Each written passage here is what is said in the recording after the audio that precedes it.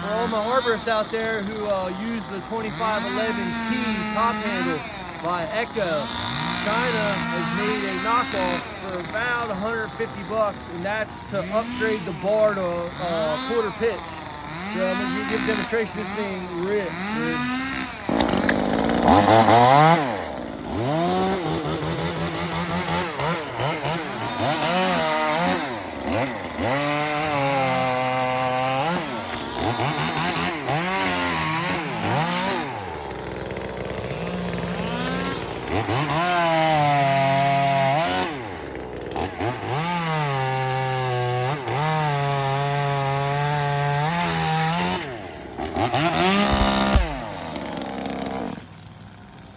For what, a quarter of the price, you can get the same saw with no carb restrictions.